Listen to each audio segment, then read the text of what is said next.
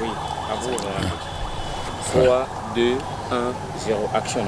Je suis venu demander au bureau du Sénat et de l'Assemblée nationale d'arrêter leur bagarre inutile, d'arrêter leur théâtre inutile. Il y a d'autres urgences pour la République, notamment la sécurité à l'est de la RDC. Ma province du Kivu, ma ville de Goma, menacée maintenant. Il y a les rebelles qui sont en train de descendre sur ma ville d'origine, sur ma ville électorale. Alors ils doivent arrêter leur théâtre politique et s'occuper des urgences du pays. Le président de la République a promis de s'en occuper, ils doivent l'aider, les institutions doivent l'aider. Alors maintenant où je vous parle, je suis venu interpeller le président de l'Assemblée nationale et le président du Sénat que j'ai attendu depuis le matin, qui ne sont pas là. Je sais qu'ils sont dans d'autres urgences, j'espère, mais moi les urgences sont la paix à l'Est.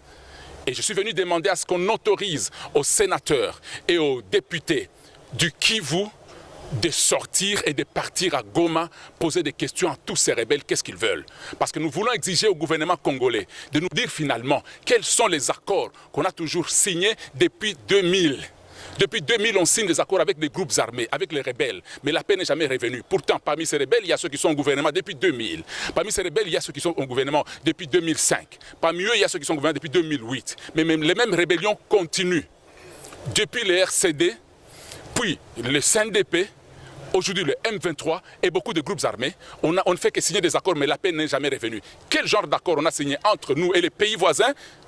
Quels sont les accords qu'on a signés avec les rébellions et la paix n'est jamais revenue? Maintenant, nous sommes fatigués. Au nom de la population du Kivu, au nom de ma ville de Goma, je suis venu demander qu'on nous rende compte et qu'on nous le dise immédiatement. Nous sommes fatigués. Qui sont les complices? Si nous sommes infiltrés, qui sont les infiltrés? Est-ce que nous manquons des services pour identifier les infiltrés au sommet de l'État, dans l'armée, dans la police, dans les renseignements, dans l'administration? Est-ce que nous sommes aussi indignes que ça?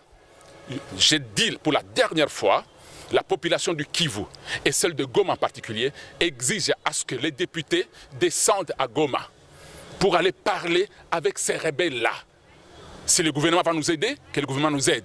Mais nous allons le faire comme révolutionnaires. Nous sommes fatigués. Ça ne sert plus à rien de représenter des populations toujours massacrées, sans réponse du gouvernement et sans lumière par rapport aux accords que les pays signent avec les pays étrangers. Voilà. Et c'est pour ça que je suis là aujourd'hui.